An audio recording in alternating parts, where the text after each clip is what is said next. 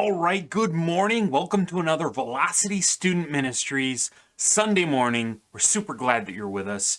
For those of you who are interested, we will be offering our in-person Velocity Sunday morning starting next week, Sunday, January 31st at 10 a.m. in the gym. So if you'd like to come join us in person, make sure you have a mask, and we'll see you there at 10 a.m., which is different than our times have been in the past, but that option is available. Of course, we'll continue to send out these online versions as well. We want to make sure you have access to this no matter whether you're at church or worshiping from at home. We want to make sure that you got access to all this stuff, right? So today we're looking again into the Gospel Project as we look at how Jesus is the servant, and we see how Jesus heals a woman and raises a girl, all right? So friends, St. Jude Hospital is known for treating what no one else can. After exhausting every other option, weary and worried parents bring their children hoping to find care that no one else can provide. While others find an end to their abilities, St. Jude Hospital specializes in lost causes. So does Jesus. One of the unique things about Jesus, however, is that he provides more than just hope for a cure. He is the cure, and he offers himself to all who turn to him. But that turning is much like what families must do at St. Jude in their time of need. It means we must come to the end of our own ropes, abandoning all of our own pride and desperate for the cure that only Jesus can provide. This leads us, of course, to our first question this morning. And if you haven't been with us in the past, we'll make sure you have a friend, family member, whether they be present with you in person or someone who maybe you're video chatting with who's watching this with you from somewhere else. And ask and discuss these questions. We'll give you time to do that. And our first question today is, how does pride keep us from Jesus? How does pride keep us from Jesus? Take 30 seconds and discuss that now.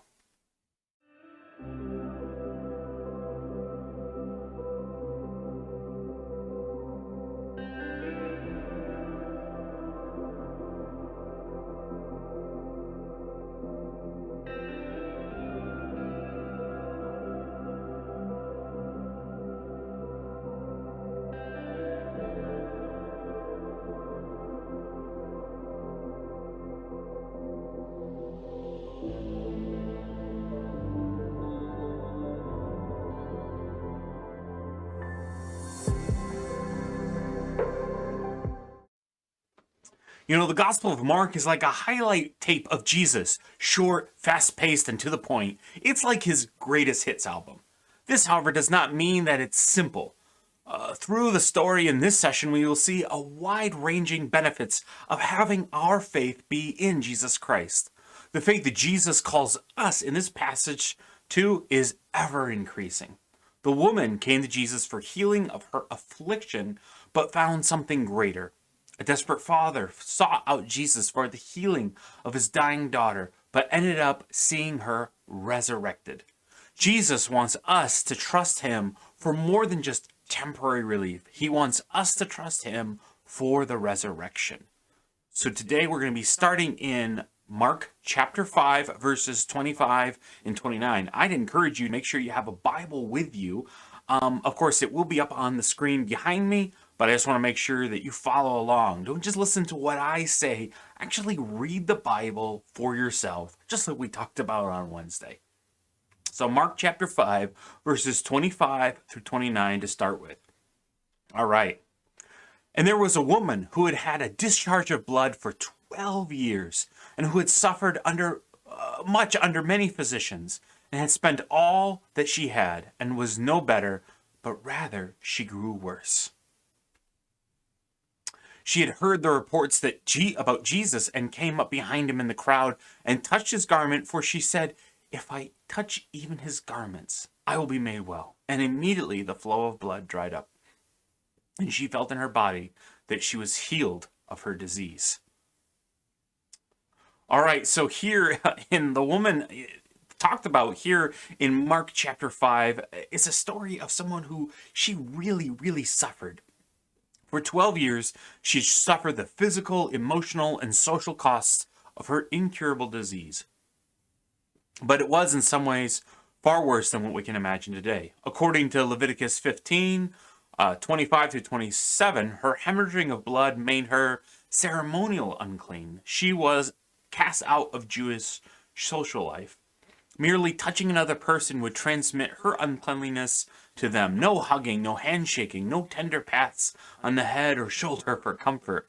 Her physical longing must have reached far beyond a desire for a cure. She needed human contact. Does that sound relatable to today's issues a little bit, maybe?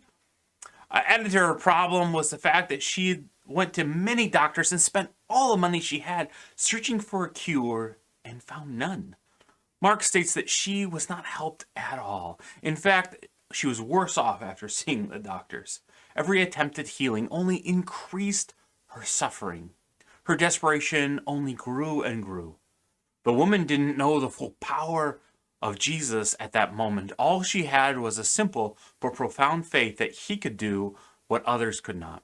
She somehow knew that he alone would cure what others had only failed. So she came and reached out in faith. This leads us to our next question this morning, and that is, has desperation ever led you to Jesus? What was going on during that time? This is definitely one of those longer questions. We're going to give you 45 seconds, but if you need more time, feel free to pause the video. All right, discuss this now.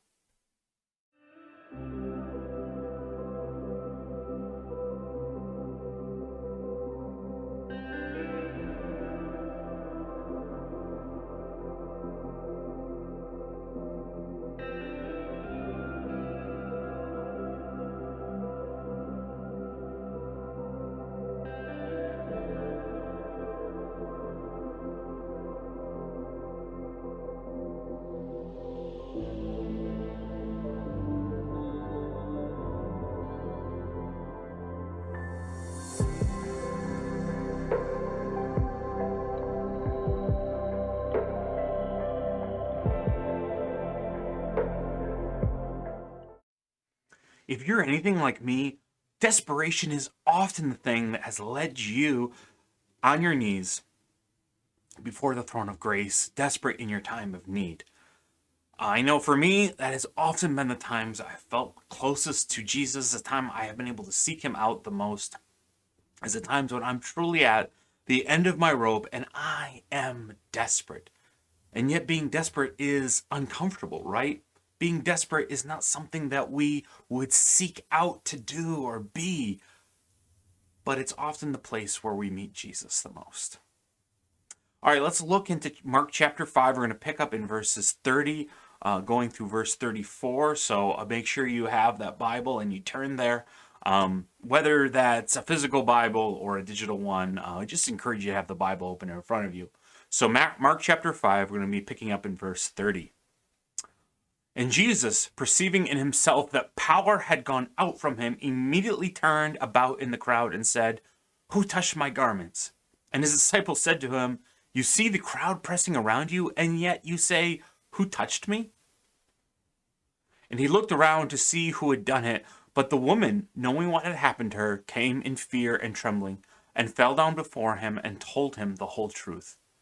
And he said to her, "Daughter, your faith has made you well. Go in peace and be healed of your disease."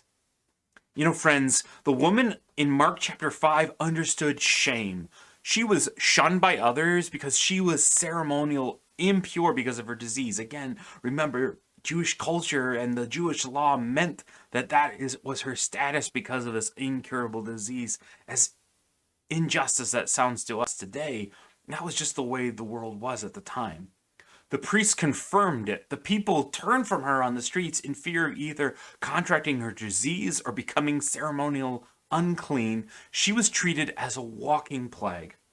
She didn't merely feel worthless to the culture. In fact, they actually saw her that way, that she was worthless. But then Jesus took a walk one day. By this point, the woman knew that Jesus was her only hope. By faith, she ran and touched his garment.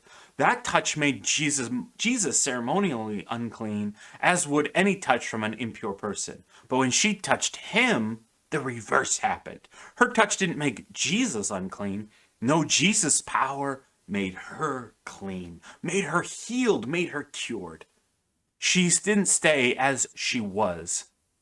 Any interaction with Jesus leaves you changed. She was changed in an instant. Her uncleanliness for Jesus' purity. That was what the touch of faith grants. It makes us whole again.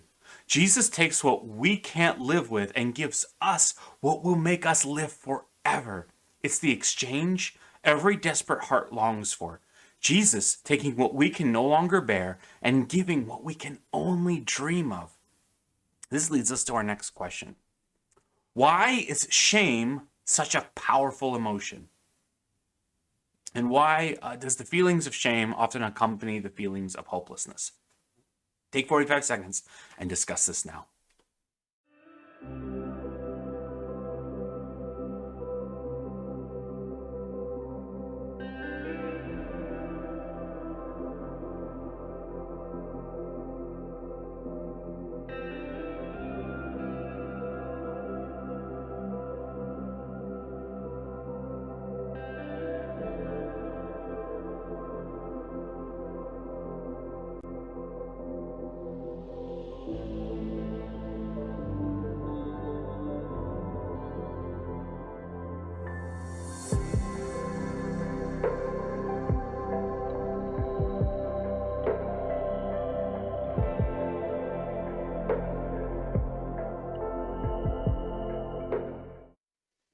Hopefully you came up with some really interesting answers, because shame really is a powerful emotion that leads us to feel hopeless. Because shame is so often us feeling the weight of guilt or just, it's so hard to explain shame, right? It's something that it makes you feel like there is no hope, that there is nothing that you can do to escape the shadow of your own shame, right? That's why I sense that so often these feelings of shame, they really do accompany a feeling of hopelessness so often. Well, we're going to continue and have just another question for you also to discuss. I'm going to ask you to take a good 30 seconds or so to discuss with your discussion partner. And that question is, what does the exchange between the woman's uncleanliness and Jesus' purity point to about our sin and salvation? So again, that relationship, that exchange between this woman's uncleanliness and Jesus being pure point to us or show us about our own sin and our own salvation. Take a good 30 seconds and discuss this now.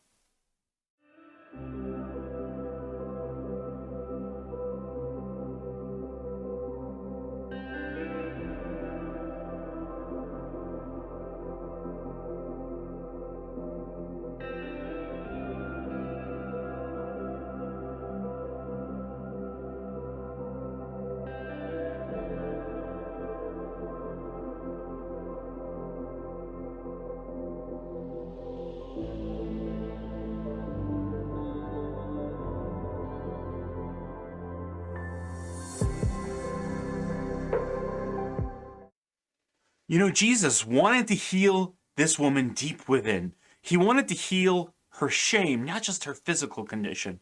So he turned to the throngs of people wanting to know who had touched him. He called her out. He forced her to step out of the crowd, to come to the center of the street, to face all those whom she knew despised her. What was Jesus doing in that moment? He was welcoming her back in. He was rejoining her to the community.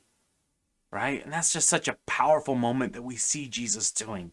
Let's pick up and keep looking at Mark chapter 5. And we're going to see, I believe, our next story for this morning. So Mark chapter 5, we're going to go verses 35 through 36, as well as verses 39 through 43. So just so you know, it will again be up on the screen behind me, but I encourage you, follow along in your own Bible. While he was still speaking, there came from the ruler's house some who said, "Your daughter is dead. Why trouble the teacher any further?" But overhearing what they said, Jesus said to the ruler of the synagogue, "Do not fear, only believe." And when he had entered, he said to them, "Why are you making a commotion and weeping? "The child is not dead, but sleeping." And they laughed at him. But he put them all outside and took the child's father and mother and those who were with him and went to where the child was. Taking her by the hand, he said, "Tala kuna," which means, "Little girl, I say to you, arise." And immediately the girl got up and began walking, for she was 12 years of age, and they were immediately overcome with amazement. He strictly charged them that no one should know this, and told them to give her something to eat. During this interruption, Jesus received some terrible news. Jairus received some terrible news that his daughter had died. How Jairus' heart must have been broken. Jesus, however, didn't seem surprised. Verse 36 says, in short, that Jesus heard but ignored what was said. Yes, the girl is dead, but he is not concerned with her death. He was concerned about what Jairus believed. It's as if her death was a part of the plan for the day. This side of the cross, we understand death is not an unquenchable enemy to Jesus. But Jairus, he didn't know that. Even Jesus' disciples had yet to learn it. Jesus turned and looked Jairus in the eyes and said, "Don't be afraid, only believe." How does the knowledge of Jesus' power and influence any fear that we might have over suffering and death? How does the knowledge of Jesus' power influence any fear we might have about suffering and death? Take a good 40 seconds and discuss this now.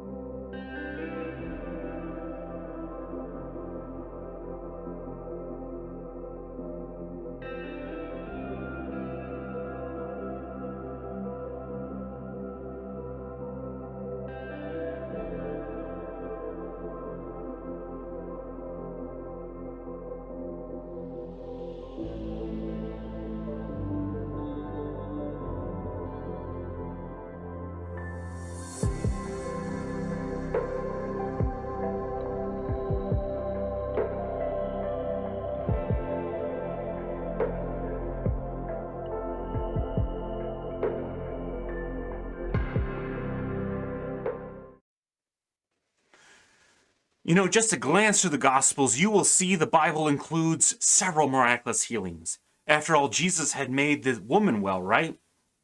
But it's not the temporary healing of this life for which Jesus wants us to trust in him.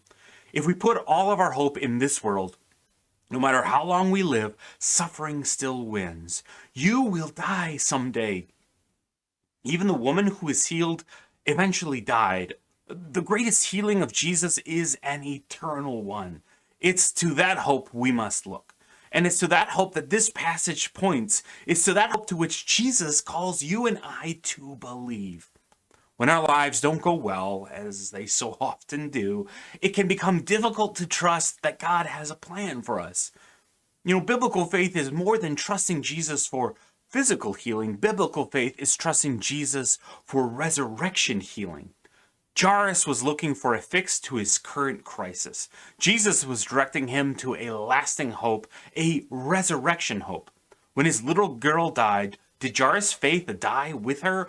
No, because his faith wasn't ultimately in her life, but in Jesus' word. Jesus is looking for us to have faith in him, not in our circumstances, because of his ability to raise Jairus' daughter, and moreover because of his own resurrection. We know that we can trust Jesus even in death. We know that there is hope for us beyond the grave because of Jesus. This leads us to our next question. How does the death and resurrection of Jesus give us hope beyond death? Take 30 seconds and discuss that now.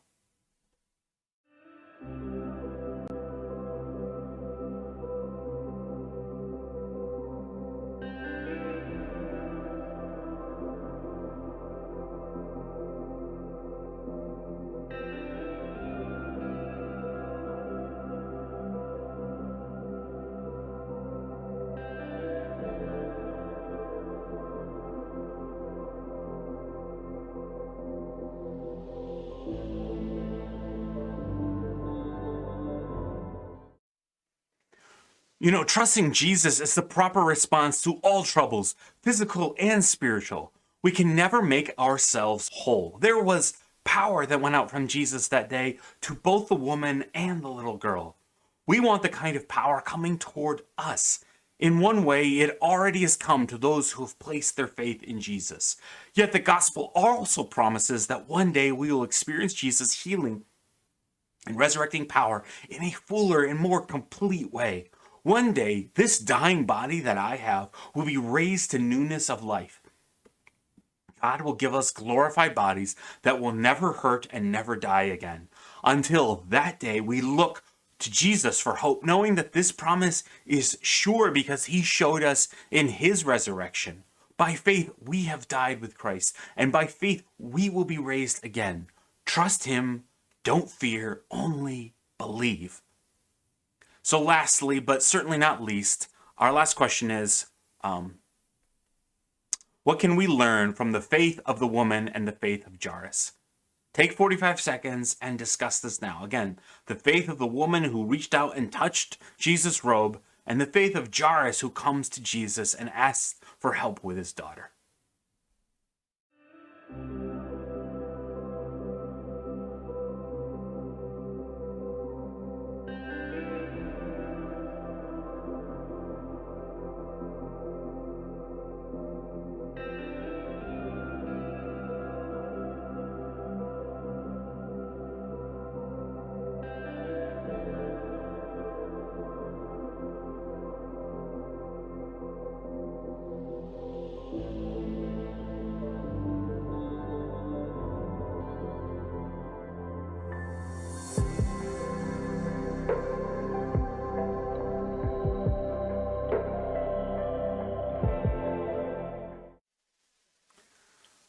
All right, our main point for today is that Jesus calls us to have faith in his ability to heal the physical and the spiritual. He calls us to have faith in him and to believe.